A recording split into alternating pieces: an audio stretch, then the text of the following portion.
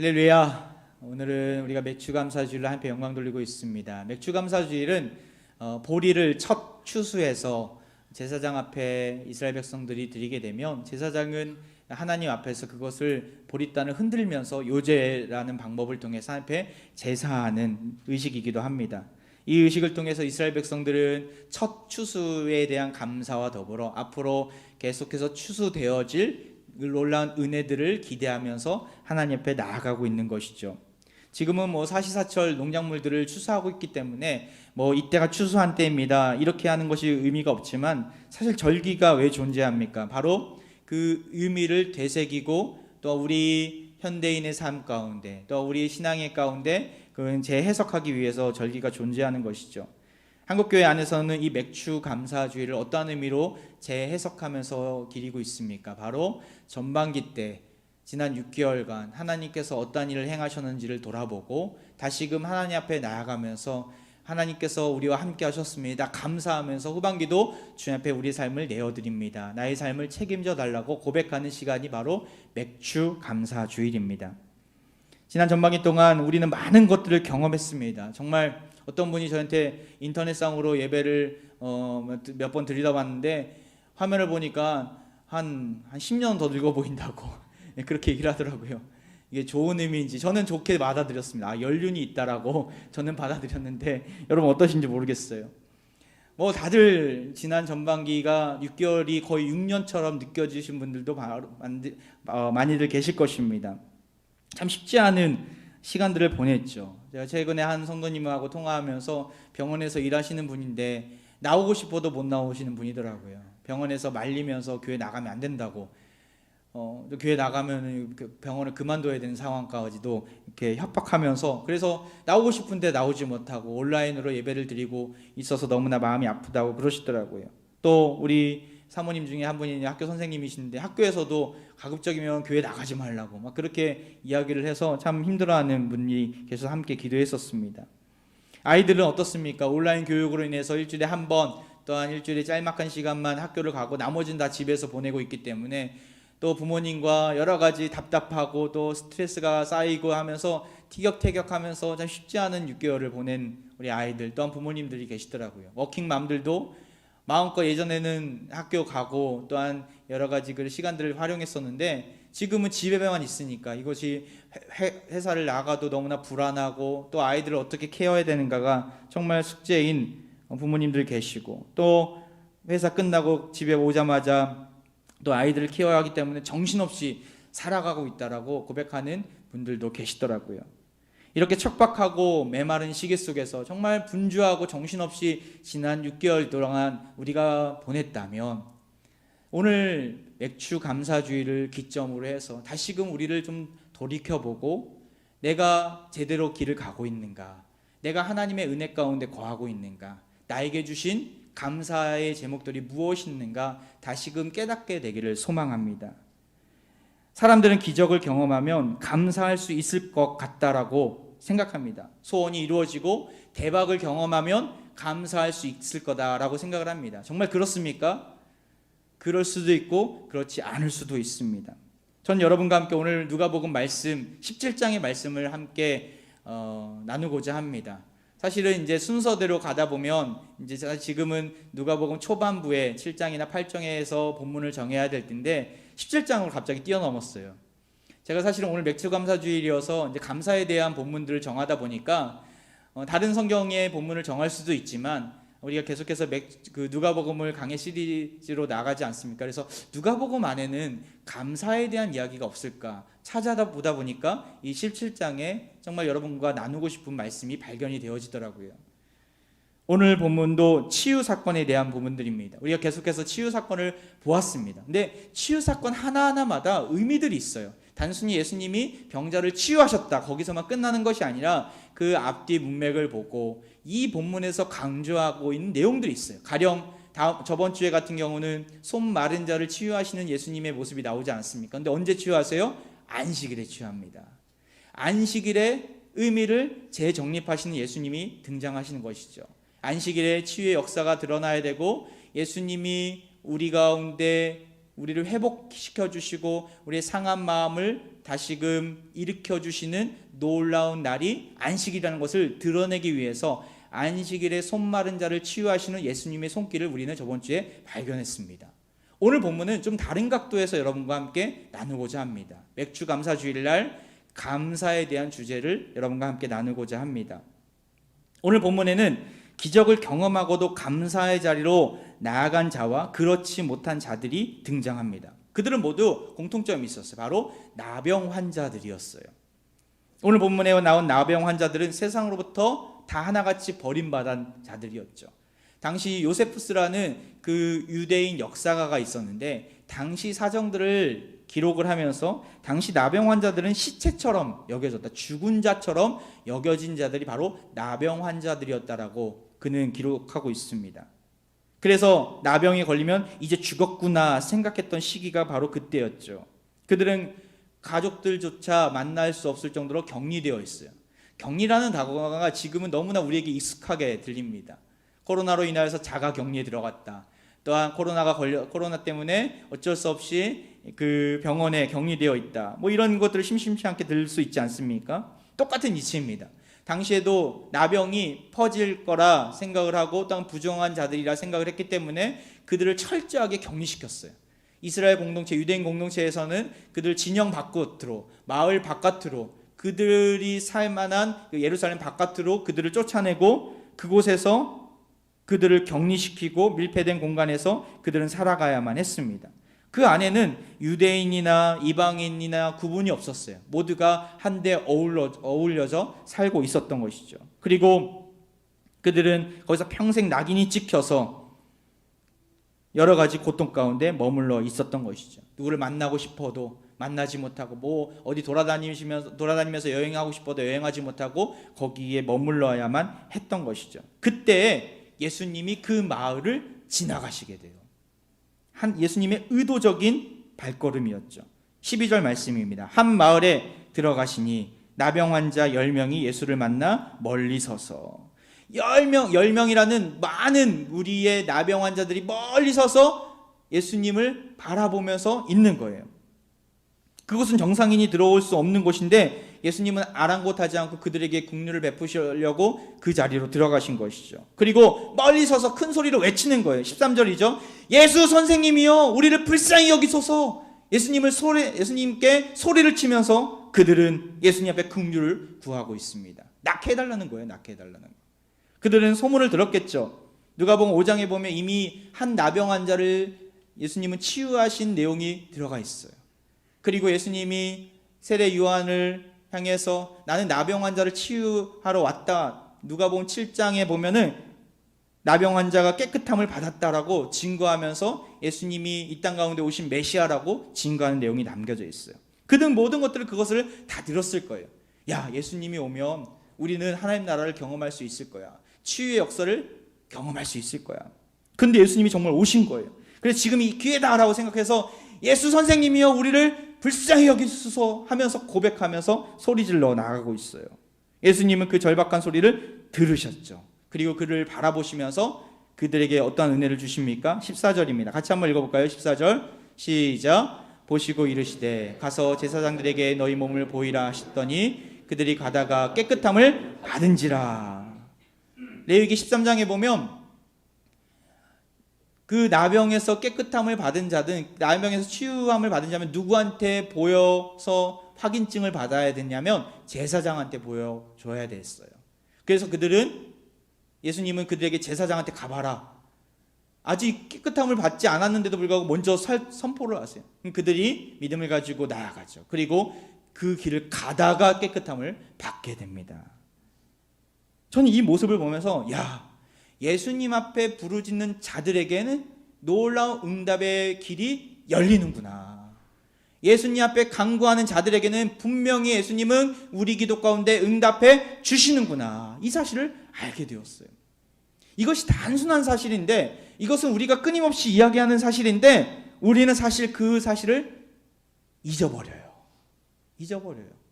기도를 하는데도, 하나님 앞에 간구를 하고 부르짖는데도 내가 어제 무슨 간구를 했지? 저번 주에 내가 무슨 기도를 했지? 잊어버려요. 우리의 연약한 모습 아닙니까?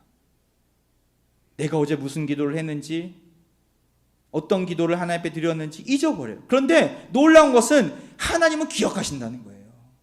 하나님은 가장 적시적절한 때에 우리 기도 가운데 응답해 주시고 길을 열어주신다는 거예요. 길을 가다가 그는 응답되었어요. 즉시 응답된 것이죠. 그런데 그렇지 못할 때도 분명히 있습니다. 때로는 잠시 잠깐의 기다림이 필요할 때도 있고, 때로는 긴 기다림이 필요할 때도 있어요. 어제 본당 3층 청소를 하면서 너무나 감사하더라고요. 우리가 2년 전에 2018년 여름 또한 가을에 우리가 본당 증축을 계획을 하고, 또한 헌금도 우리가 함께 하면서 그 날을 꿈꿔왔잖아요. 그런데 여러 가지 장애물들이 있었어요. 한 단계 한 단계 뭘 하려고 하면 이것도 안 되고, 이것들 준비하려면 이것이 안 되고, 그래서 여러 단계들이 필요했었어요. 시간들이 걸렸고, 그때마다 울부짖으며 함께 공동체적으로 기도했었어요.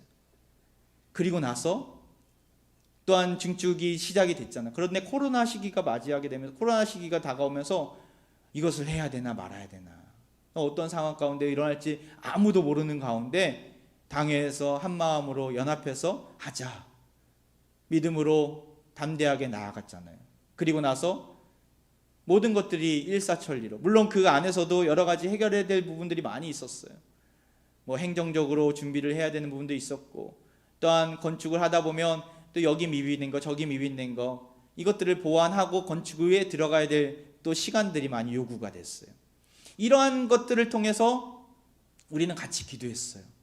함께 공동체적으로 기도 제목을 나눠드리고, 지금 기둥이 올라가는데 안전사고 일어나지 않도록 기도해달라고, 지금 이제 밑에가 깔린다고, 이거 다음에 이 다음 단계가 이렇게 있다고, 또 이제 공사 허가가 나야 되는데 이것이 잘 승인이 날 수 있도록 기도해달라고, 그리고 소그룹실이 지금 준비가 되는데 이것들이 규모 있게 아름답게 잘 세워질 수 있도록 기도해달라고, 많은 기도의 제목들을 내어놓고 함께 기도하니까 어제와 같은 놀라운 일들을 우리는 경험하게 된 것이죠.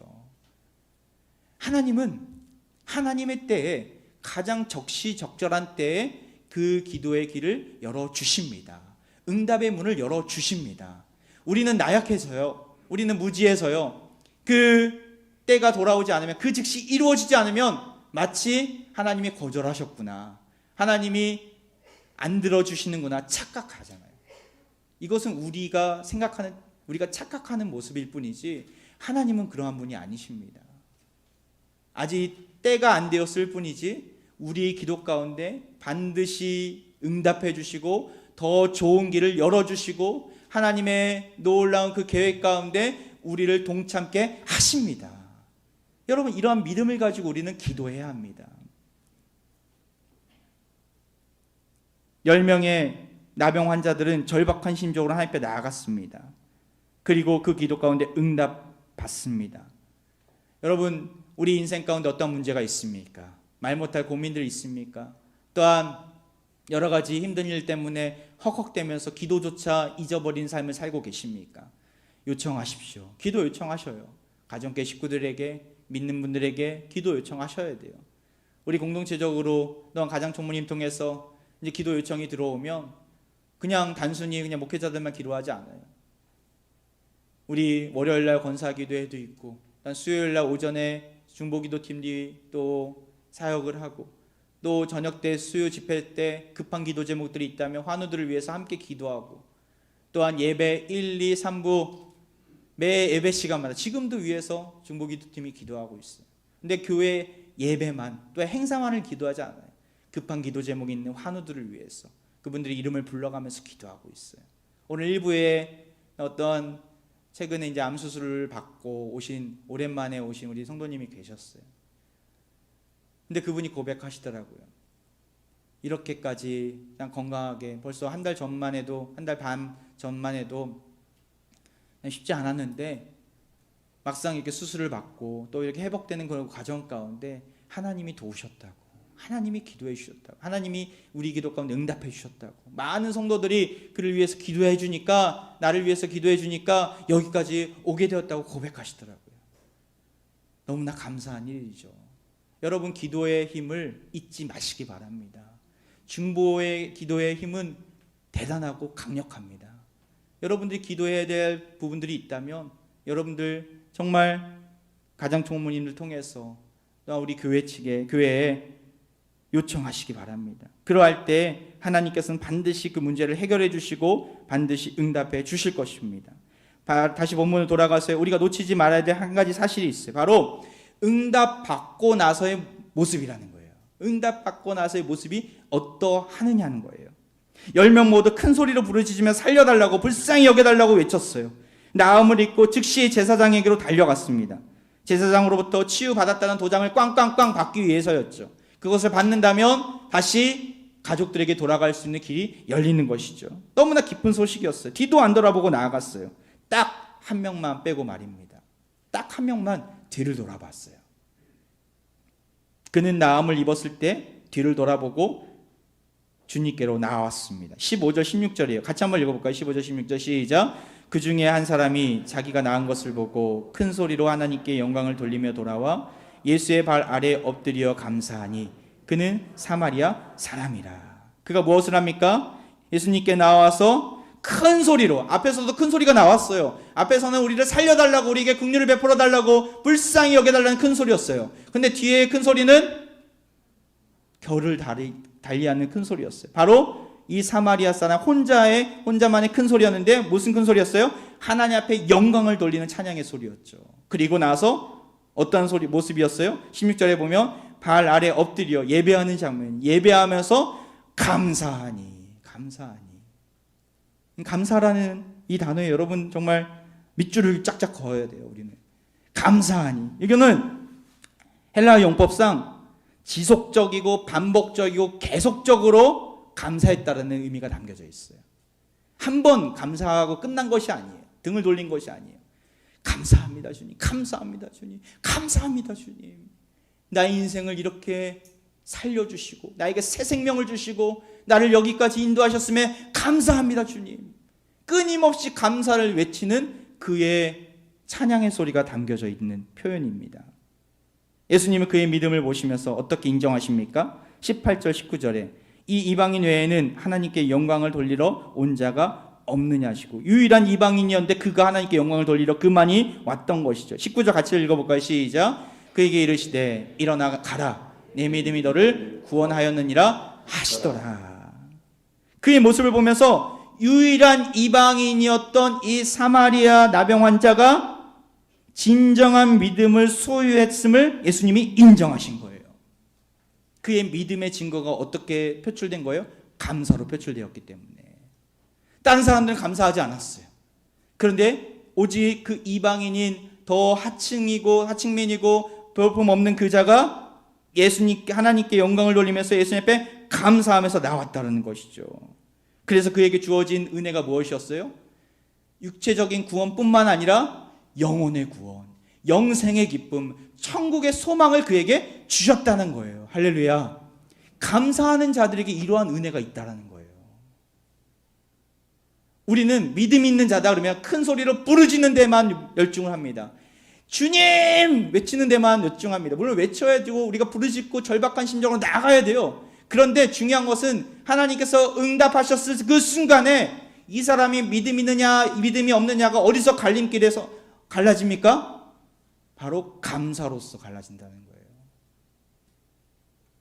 믿음이 없는 사람들은 기도를 하죠. 그리고 응답을 받아요. 믿음이 없는 사람들은 그 응답이 나로 인해서 온 것이다. 하나님의 긍휼과 사랑을 잊어버리고 내가 잘 기도해서 온 것이다. 내가 능력이 출중해서 이 문제를 해결할 수 있는 것이다. 내가 하면서 자신에게 그 공을 돌리는 자죠. 그런데 믿음 있는 자들은 어떻게 반응합니까? 하나님께 영광을 돌리면서 하나님이 하셨습니다. 하나님이 나를 살려주셨습니다. 하나님이 내 인생 가운데 주인이 되어주십니다. 내 인생의 메시아가 되어주십니다. 이렇게 고백하는 자라는 거예요. 그리고 나서 감사의 자리로 나아가는 자이죠. 지난 전반기 우리들의 삶은 어떠했습니까? 우리의 인생의 모습 가운데 여러 가지 어려움이 다가오고 힘든 일이 다가오고 헉헉대면서 신음 가운데 우리는 나왔습니다. 그리고 이제 조금씩 풀리고 있어요. 살만하죠. 조금씩 살만한 것 같아요. 그런데 그럼에도 불구하고 우리는 그 어떤 상황임에도 불구하고 우리는 하나님 앞에 감사의 자리로 나아가고 있습니까? 아니면 내 이름으로 잘 견뎌냈다. 이것은 내가 정말 인내심이 뛰어나기 때문에 여기까지 온 거야. 혹시 이렇게 여기고 있지는 않습니까? 우리는 반드시 기억해야 합니다. 우리를 살려주신 하나님의 손길을 반드시 바라보아야 합니다. 하나님 감사합니다. 하나님 감사합니다. 하나님 감사합니다. 끊임없는 고백을 통해서 주님 앞에 나아가야 합니다. 그러할 때 주님은 내 믿음이 크도다 말씀하시면서 내 믿음 가운데 구원의 은혜를 베풀어 주실 것입니다. 급할 때만 하나님을 찾는 것이 아니라, 문제가 있을 때만 주님을 찾는 것이 아니라, 그 어떤 상황 속에서도 우리는 주님을 찾고 감사할 수 있는 믿음이 있어야 합니다. 다니엘이 그러했어요. 다니엘은 최악의 상황을 맞이하고 있었습니다. 다니엘 6장 10절 말씀이죠. 다니엘이 이 조서에 왕의 도장이 찍힌 것을 알고도 자기 집에 돌아가서는 윗방에 올라가 예루살렘으로 향한 창문을 열고 전에 하던 대로 하루 3번씩 무릎을 꿇고 기도하며 그의 하나님께 감사하였더라. 30일 동안 왕 외에는 다른 신이나 사람에게 절하지 말라는 왕의 칙령이 내려졌어요. 그런데 다니엘은 믿음을 가지고 묵묵히 사람들에게 보란듯이 창문을 열고 하나님을 경배하면서 기도의 자리로 나아갔어요. 그리고 뭐 했어요? 감사하였더라. 그에게 감사의 조건이 있습니까? 지금 여기서 어긴 다음에 사자굴에 바로 들어가는 직행리의 자리 가운데 있어요. 목숨을 건 행동이었죠. 그에게 무슨 감사가 있었겠습니까? 근데 그는 감사했어요.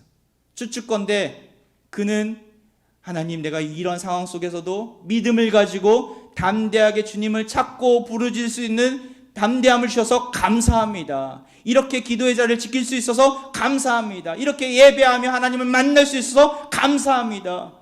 그 상황은 전혀 변하지 않았지만 그는 거기서 감사의 조건과 이유를 찾았던 것이죠.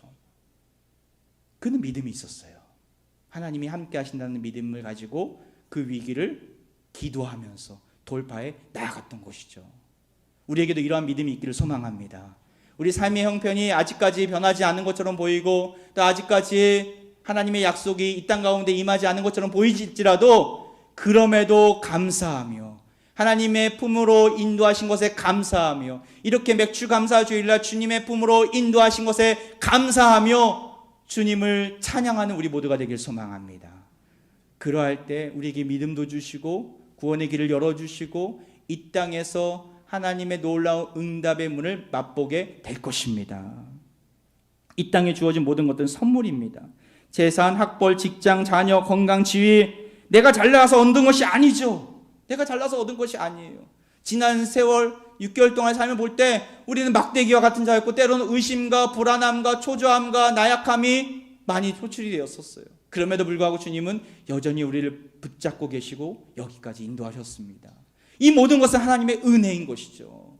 그 은혜의 강요로 들어가서 주님께서 주신 참된 쉼을 누리며 이 땅에서 하나님을 노래하고 하나님의 영광을 드러내는 우리 모두가 되길 소망합니다.